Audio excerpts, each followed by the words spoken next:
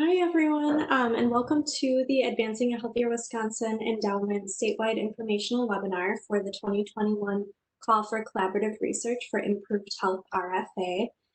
Before we get started, I'd just like to briefly do some introductions.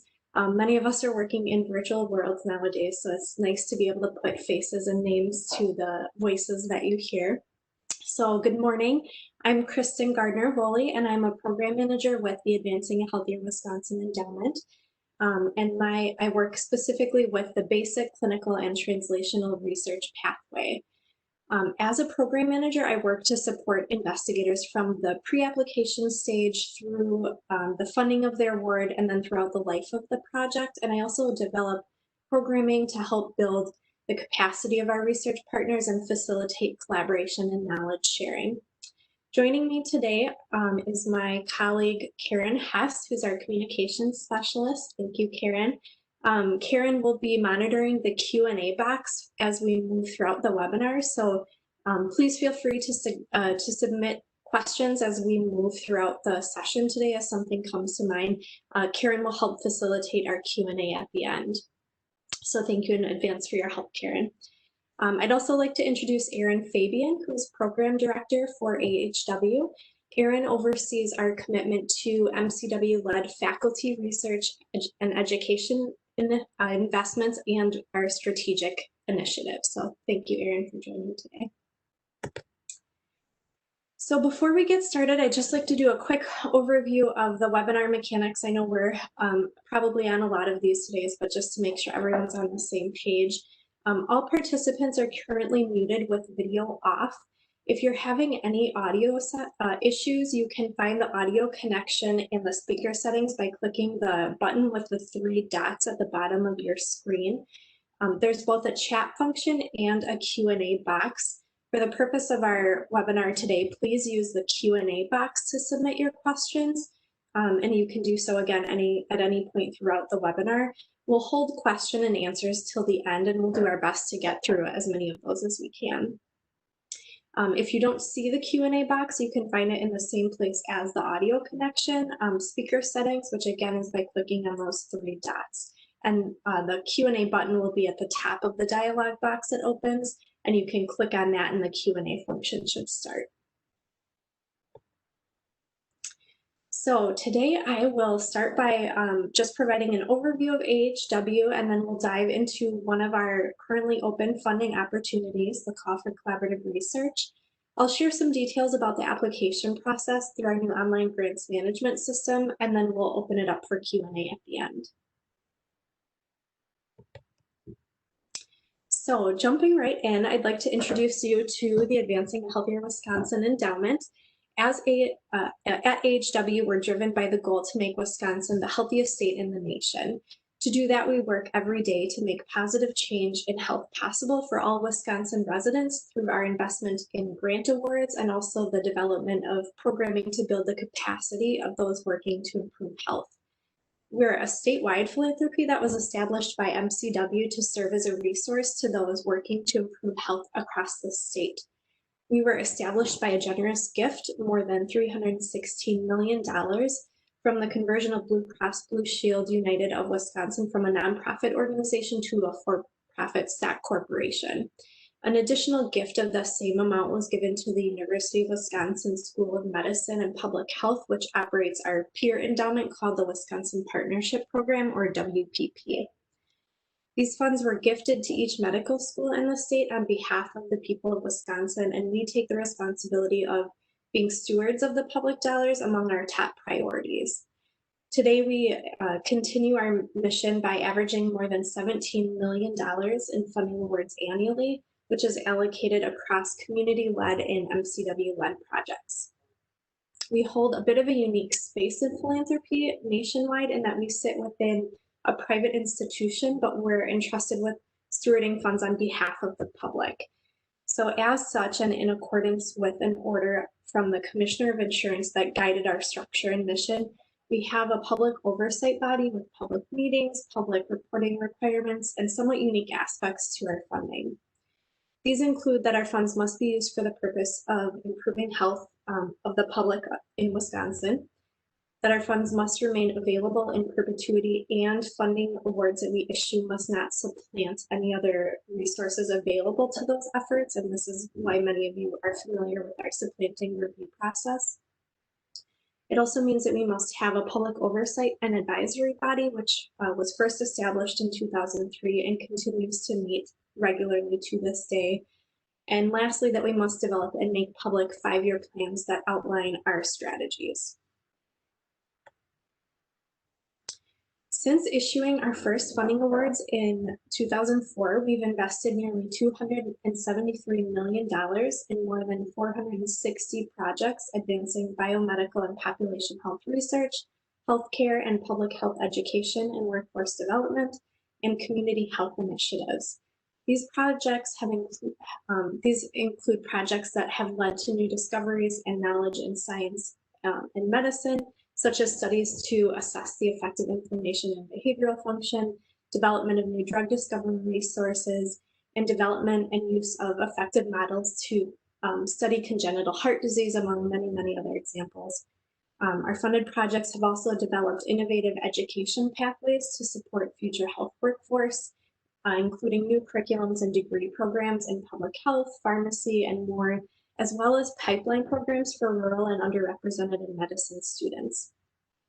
And we've supported communities in statewide projects in changing the systems that impact population health outcomes, such as statewide work to transform how pharmacies provide immunizations, down to local community-driven work to build better systems to engage workplaces in things like suicide prevention, reduced binge drinking, and so much more. Today, our mission is to support partners across the state is guided by our 2019 to 2023 5-year plan. Under this plan, we are advancing work around 3 health priorities in Wisconsin: improving heart health, supporting healthy minds, and dismantling cancer. Alongside these issues, we also aim to accelerate innovation, collaboration, and impact by responding to research investigator and community identified needs. In addition, we're continuing to push further, looking at how we can enhance our current programming or perhaps build new programming that will support those working to improve health statewide. And the thread that runs through our entire body of work are the critical issues of addressing health disparities and advancing health equity. We issue funding awards and capacity building program through 4 dedicated pathways shown on this slide. Basic clinical and translational research, that's the pathway that I'm here to talk to you about today. Education and workforce development, this pathway's RFA will be featured in a webinar at 3 p.m. this afternoon. Population and community health studies, this pathway's RFA will be featured tomorrow morning at 9.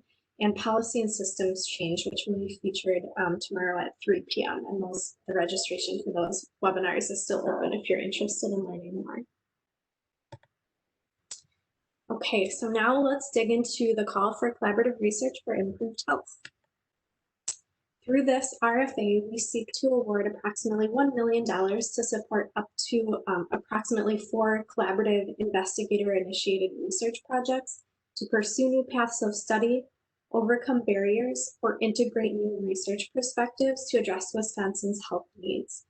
PIs must be full-time or full professional effort MCW faculty within the School of Medicine, and research teams must include at least 1 co-I or collaborator with a substantial role in the project. We utilize a 2-staged application process, with the first step being submission of a letter of intent, which is due by 5 p.m. on November 16th. Following review of the LOI, selected applicants will be invited to submit a full proposal, which will then be due by 5 p.m. on March 15th, 2021, with selected work then beginning on July 1st. One of AHW's key strengths lies in our ability to build bridges between our partners, and as we all know, collaboration is necessary to solve the very complex health problems facing our society, and we believe that that rings true for science. The purpose of this RFA is to foster collaborations in order to move important discoveries from the lab to the clinic or across disciplines and between established and new investigators or academia and industry, with the ultimate goal of stimulating the development of innovative research and discovery strengthening academic capacity, and increasing the translation and dissemination of knowledge to address Wisconsin's health needs. We recognize, though, that discovery takes time and that every step in this process, from basic science research through population science studies, is an important and necessary step of health improvement. Successful projects will demonstrate that their work is a critical piece in that process, whether it results in immediate health impact to Wisconsin communities or is a critical component of much longer research plans. We do encourage work in alignment with our three areas of improving heart health, supporting healthy mind, and dismantling cancer. However, research in other areas will also be considered. As you've hopefully picked up on by now, collaboration is an important criterion in this RFA, and we encourage you to think strategically about your research collaborations as you prepare your application. This mechanism is open to new, enhanced, meaning existing teams that are bringing on new expertise and new collaborators, or established research collaborations. We encourage you to think of this as an opportunity to take your research in a new direction, to try a new approach, or to start that collaboration that you've been thinking about for a long time but just haven't had the funds to support. Projects should align with one of the 4 collaboration categories outlined on this slide, and each with their own unique intent and requirements. And I'm not going to go into details on this now, but I will talk about them a bit on the next slide. So in the RFA is a detailed table that lists the roles required for each collaboration category because there is some variance between them. And it also spells out the eligibility requirements for each role. I strongly recommend referencing that table as you start to put your research team together. But at a minimum, teams must be comprised of 1 PI and at least 1 co-I or collaborator. PIs must be full-time or full professional effort faculty with the rank of assistant, associate, or full professor, and a primary appointment in the MCW School of Medicine. They also must contribute a minimum percent effort of 5% throughout the life of the project. The MCW co-I must be a full-time or full professional effort MCW faculty member and contribute a minimum of 5% throughout the life of the project. But the MCW co-I could be from the School of Medicine, the School of Pharmacy, or the graduate school. And MCW co-Is are also required for all collaboration categories except for the academic industry category. And I'll talk about that one in just a little bit. Additional co-Is are also strongly encouraged but are optional and are not subject to the same eligibility requirements as the PI or the MCW co-I. Additional co-Is could be faculty from MCW, but they could also be from outside the institution and they don't have a minimum effort requirement. And lastly, collaborators are encouraged for all projects as appropriate and are not subject to minimum effort requirements. For those industry academic collaboration type, they are required to have an industry partner as a collaborator in their application. And that basically takes the place of the MCW co-I for those other groups.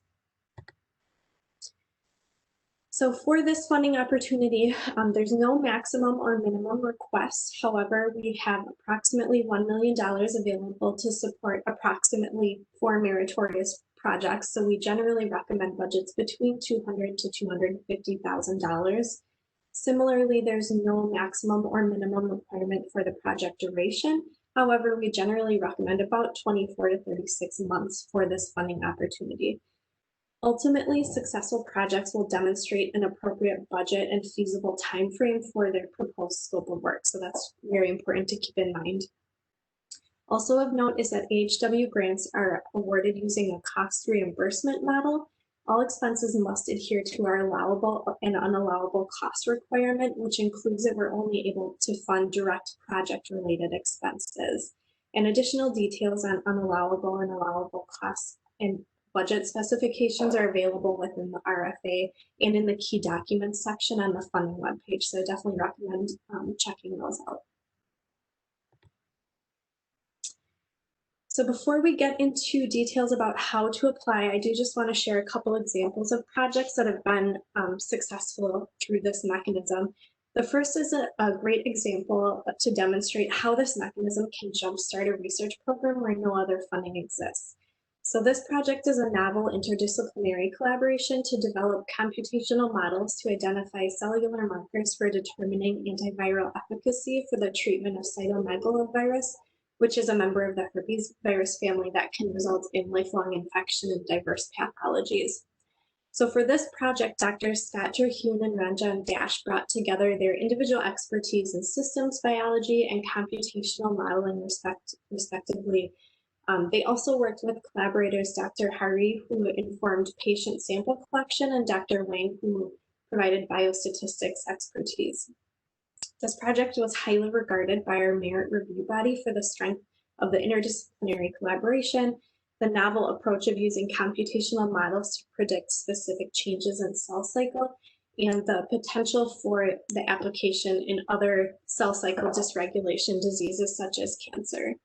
This was a 2-year project which ended in January of 2019, and they've since published and are working on another paper. They've incorporated this work into graduate curriculum in the MCW and Marquette Biomedical Engineering program. They have an invention disclosure with the Office of Technology Development, and they've secured NIH funding, so they've gone on to be quite successful. Another example is a more recent project that was funded through our last cycle, so they're just getting started. This is a strong example of a basic clinical collaboration to address PTSD, which is a significant health burden to our state and is especially relevant to the southeastern Wisconsin region that is the Freighter Hospital catchment area. This project aims to apply novel strategies, including looking at marks present on the DNA in blood to understand the risk for chronic PTSD and recognize patterns that connect with changes in brain function after traumatic injury in order to develop patient-centered screening and intervention approaches. This collaboration brings together Dr. Gwen Lomberg, who's a basic scientist studying epigenetics, and Dr. Terry DeRume-Cassini, a clinician scientist with expertise in PTSD. And it also draws on expertise held by several external collaborators. Dr. Kristen Larson is a neuroscientist at UWM who has a long-standing collaboration with Dr. DeRume-Cassini. And then Reggie Moore directs the City of Milwaukee Office of Violence Prevention, and Dr. Jeanette Kwolek is the Milwaukee Health Commissioner, and they both contribute expertise related to social environmental risk and protective factors. And this project was highly scored due to its relevance to Wisconsin communities, the synergistic collaborative team, and strong methods combining basic science and clinical studies with the potential for significant impact. So shifting gears a bit and getting into application logistics. So LOIs are due by 5 p.m. on November 16th and must be submitted through our online form, which can be accessed directly from the webpage for the Call for Collaborative Research, which is on the AHW website. And no paper, emailed, or late applications will be accepted. Following successful submission of the LOI, we will require an electronic signature from the PI, the PI's department chair, all COIs, and any industry partners for that academic industry collaboration category.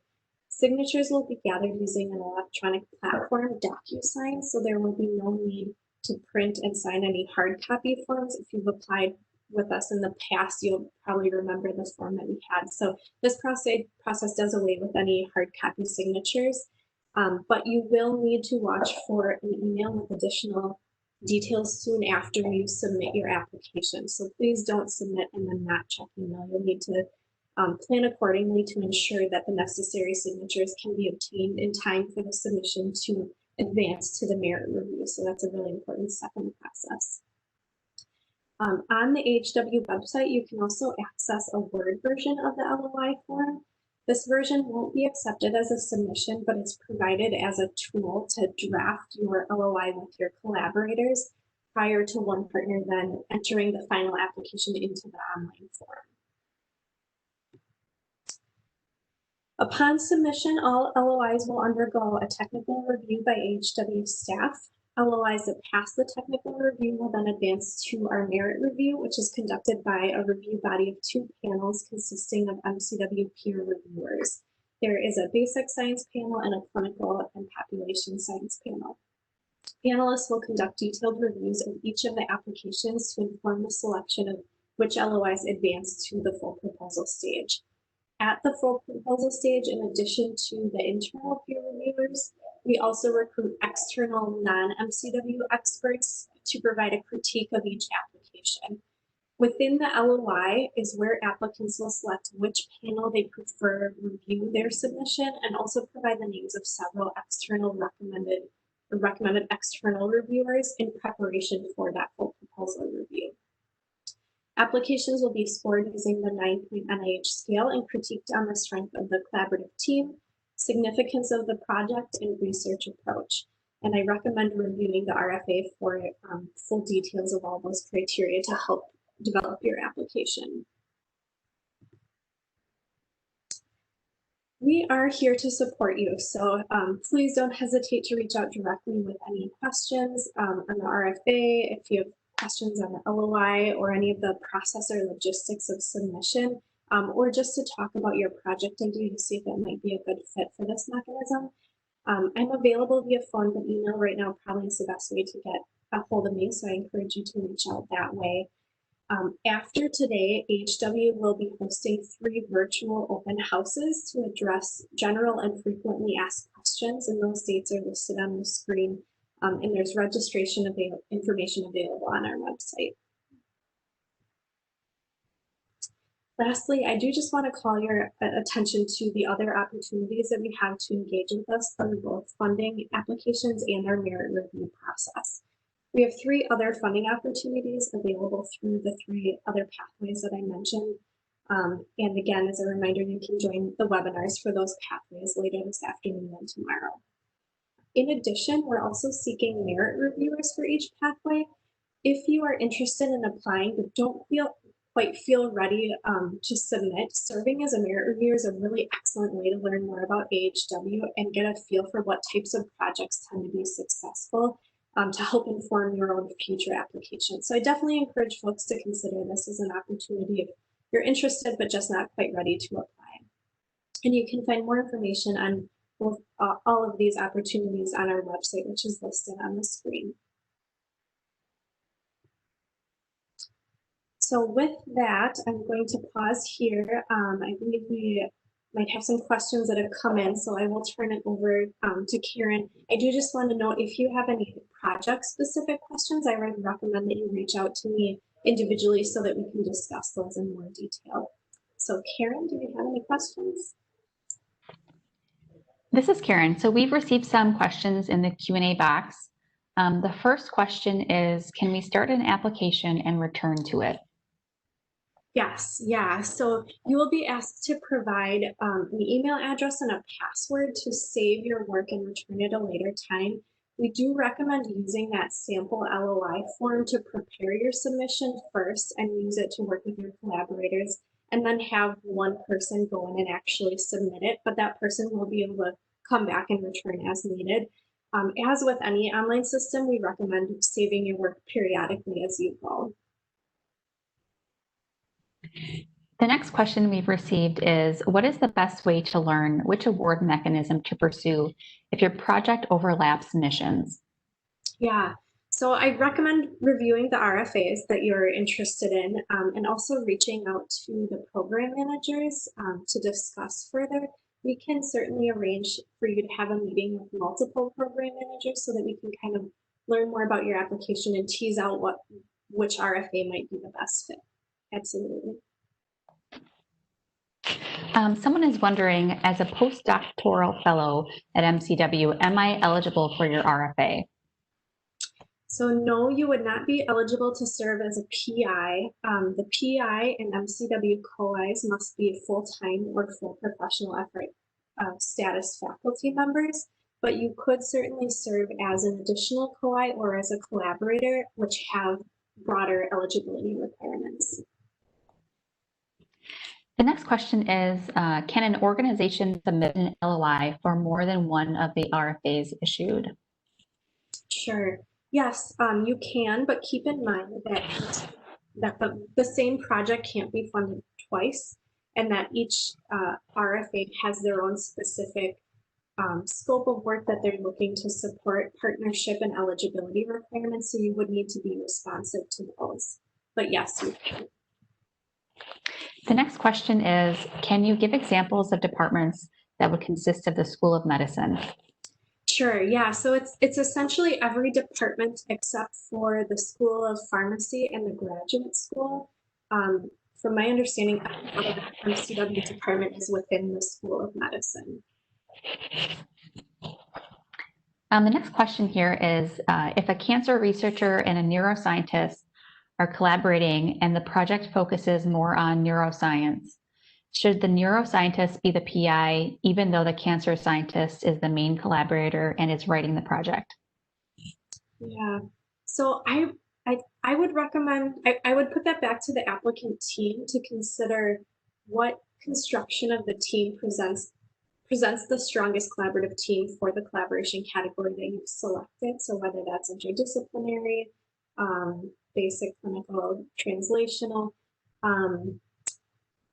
just to see, what's going to present the strongest team. And I also would think about it in consideration of the collaborative team criterion that you'll be scored on. And that's detailed in the RFA. So I would consider reviewing that and thinking about what's going to present the strongest collaborative team. The next question that we've received is, can a PI be a collaborator on two different collaborative submissions with different partnering PIs? Sure. Yes, you can submit your own application as a PI and be a POI or a collaborator on numerous other awards. We wouldn't fund two applications from the same PI, so you don't want to compete against yourself. And you also cannot serve as PI if you have an investigator-initiated research award from AHW that will be active as of July 1st, 2021, which is when these awards would start. We do not allow for concurrently running awards through this mechanism, but you can certainly be a PI and a collaborator of some sort on other applications, yes. Someone is wondering if they can take their RFA to another institution if their job changes. Sure, yeah, I think what you're meaning there is your award, but yeah, no, you can't.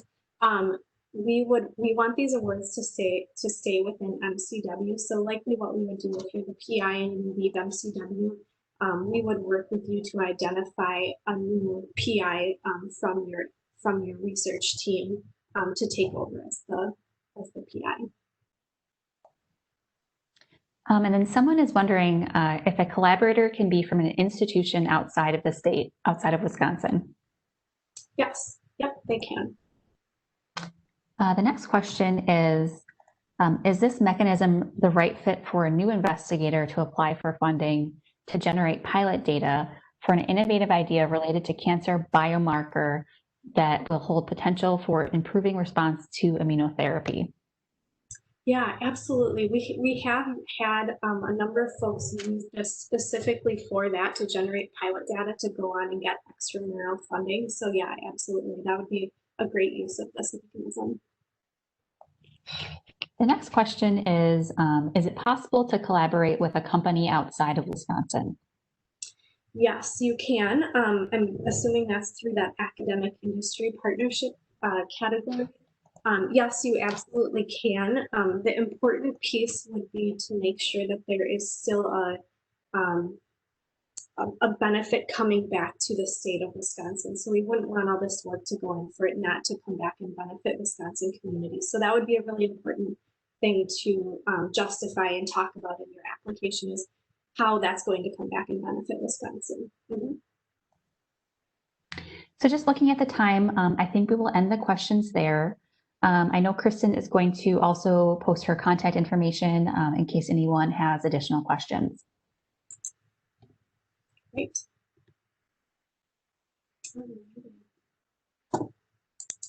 So I just want to say thank you to everyone for those great questions. For anyone who did not get their question answered, please don't hesitate to reach out to me. We'll also work afterwards to make sure we reach out to everyone after this session. In addition, please make note on your calendars of the HW virtual open house dates that I shared on a previous slide. On those dates, we'll provide more answers to common questions that we're getting, and we'll also be able to address any general questions that come up as you dig into the RFA a bit further. And also, as you leave, please remember to stay connected with AHW. We have a monthly newsletter where you'll get funding updates and announcements, and we're also on Facebook and Twitter. So again, as we leave, here's my contact information. Thank you so much for joining us. Please don't hesitate to reach out, and I hope to speak with any of you soon. Thank you.